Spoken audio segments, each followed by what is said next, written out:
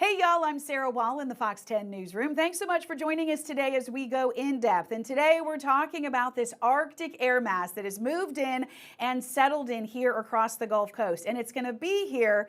This is just the beginning. Meteorologist Matt Barentine said we're not expecting to get temperatures above freezing at night until next Tuesday. So we're talking more than a week of freezing temperatures at night, and some of those temperatures getting down into the teens, the feel-like temperatures even colder than that with the blustery conditions we have outside.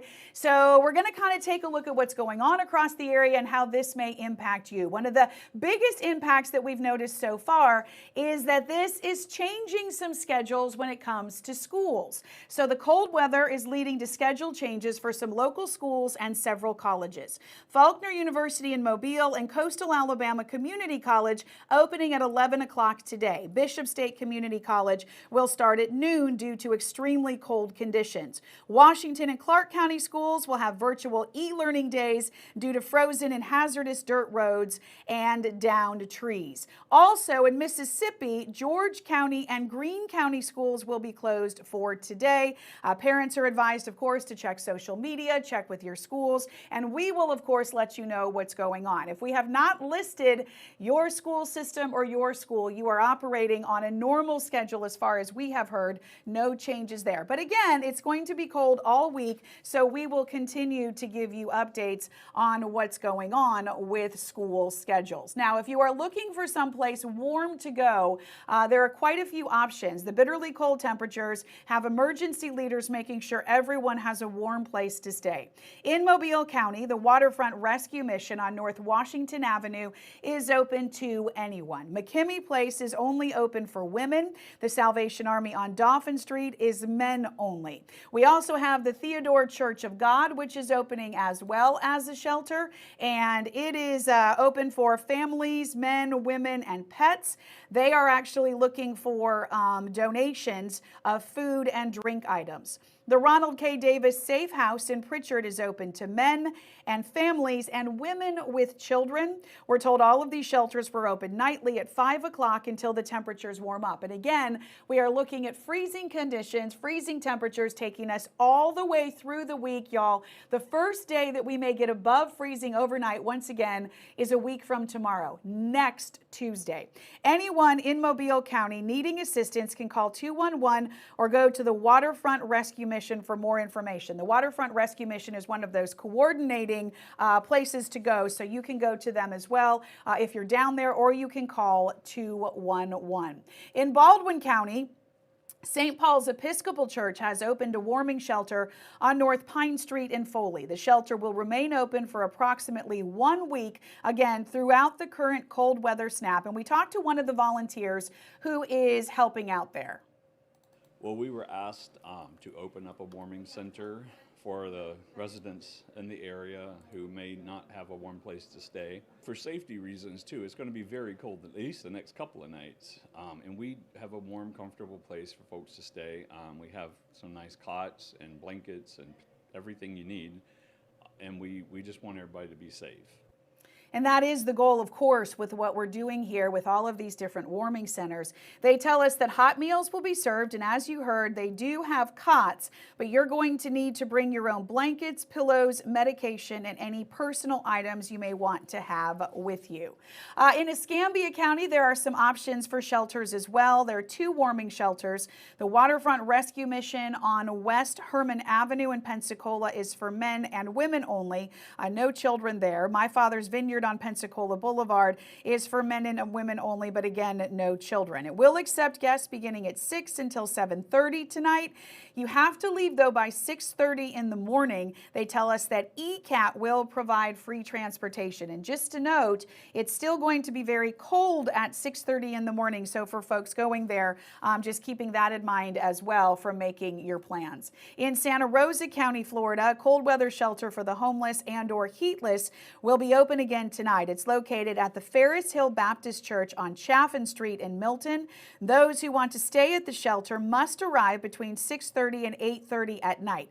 Nobody's going to be permitted after those hours unless they're brought in by law enforcement. So if you want to go, you need to go between 6:30 and 8:30. The shelter will close at 7 in the morning. Service animals are permitted to stay with guests with verification of rabies vaccination. So multiple places that are opening that are going to be serving as shelters as we continue to have this Arctic air blast that has settled in. This is all kind of part of this winter storm that's moving across the country.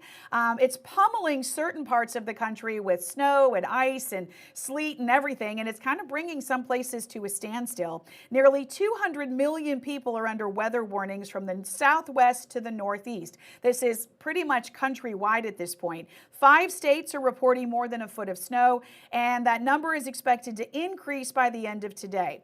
The governor of Massachusetts is saying she expects 3,000 pieces of equipment to be on the roads in her state, clearing snow and de-icing. It's going to take a while for cleanup, probably up to 4 hours to really clean everything. So I ask that the public be patient.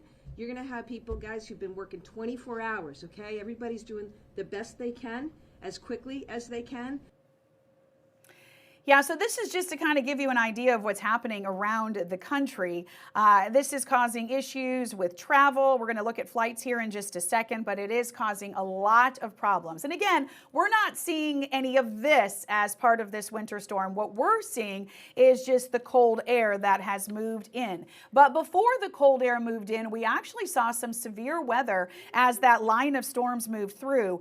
Residents in one retirement village in Foley picking up the pieces today after severe storms. That's what you see on your screen here. Strong winds and driving rain hit around noon Sunday, ripping apart carports and tearing up homes.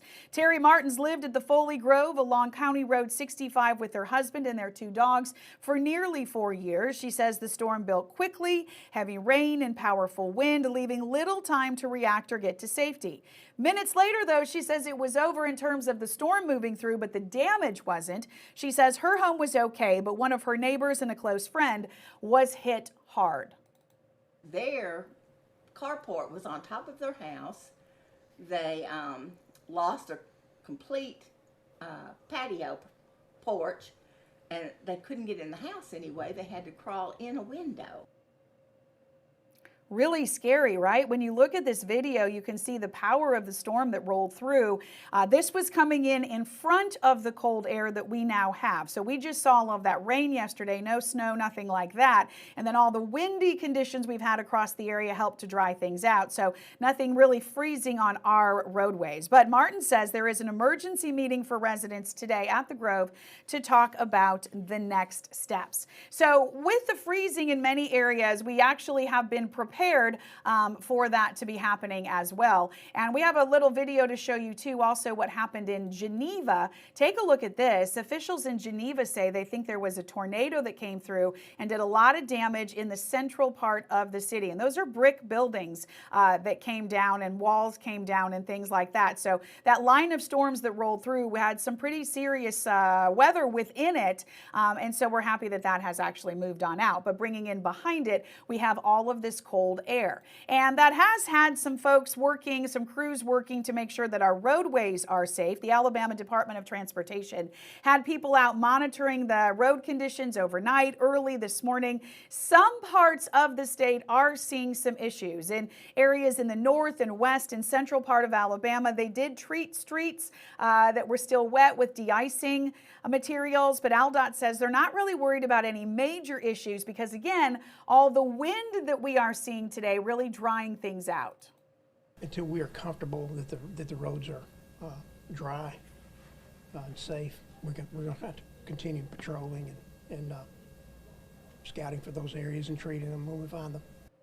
Yeah, so that is the good news. We know that the crews will be out looking. They also warn, of course, about overpasses and bridges because not only is the cold air above them, but it's also below them because they are elevated. So keeping an eye out for those as well. If there are any issues with the roads, we will, of course, let you know here at Fox 10, keeping you updated on all of that so that you can stay safe when you head out. Now, if you are traveling, it's kind of a different story, though. We have heard from airlines that there are major issues. The snow has been piling up. We just looked at all of that video from parts around the country with this massive winter storm. So it is causing airport delays, and those airport delays are mounting around the country. Some of the nation's busiest airports are reporting thousands of delays and cancellations as this storm moves through. Many passengers, for example, at the Philadelphia International Airport were left stranded. We looked at FlightAware. It's the FlightAware tracking site, and it reports more than 14,000 flights have been canceled across the U.S. since Saturday. We've been monitoring the conditions with our local airports, and here's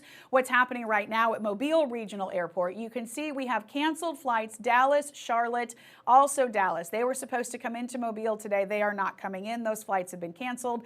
We have a delay at Atlanta right now, coming in from Atlanta, and you look at the departures also going to Dallas. That flight has been canceled. These are some of the areas that have really been hit hard by the winter weather that's been moving through the country. So if you are flying today, definitely want to check with your airline, definitely want to check on your flight. There is that ripple effect, right? That even though we aren't seeing those conditions right here on the Gulf Coast, we are actually, impacted by them around the country. This is Pensacola. So Nashville flight canceled, arriving from Nashville. LaGuardia in New York, that's canceled. Also Dallas, Fort Worth. This is Pensacola arrivals. Let's take a look at departures from Pensacola. But this is what you can see happening right now. We do have a cancellation going to LaGuardia in New York. So this is definitely having an impact on us. And of course, road conditions, depending on where you're driving and traveling to, also creating some issues. All right, when we talk about all of this weather, we want to be reminded to keep those 4 P's safe. Lately, we've talked a lot about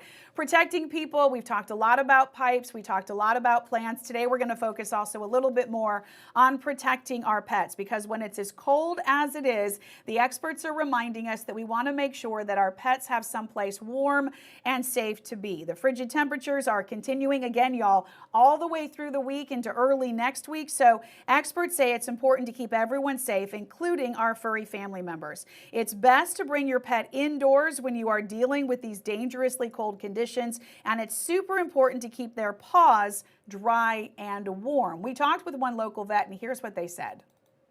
Dogs and cats are going to expel most of their body heat through their paws and by panting.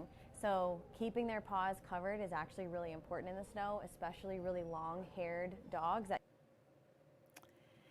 Which is interesting, right? Because a lot of times with long-haired dogs, we would think that those would be the dogs that would be warmer, but their fur can get wet, and that can cause some problems for them if they are out in these frigid conditions. So veterinarians also warn, if you notice your pet in pain, anything abnormal on their extremities, or if their skin turns black, you should see a vet immediately. But definitely super important over the next week, week and a half, to make sure that your pets have a warm place to be, out of the elements, out of the cold, freezing temperatures. And we're using the word freezing, and it's literal, right? You can check out our website, fox10tv.com. Our meteorologists do a fantastic job of putting up all the information that we need. And also, there's videos here. You can see that Matt's talking about the wind chill, because right now that is having a major impact on our weather. It's 28 degrees outside right now, but it feels like 17 degrees, which is a significant difference. But I brought this up because I wanted to show you our 10-day forecast and get a look at these overnight lows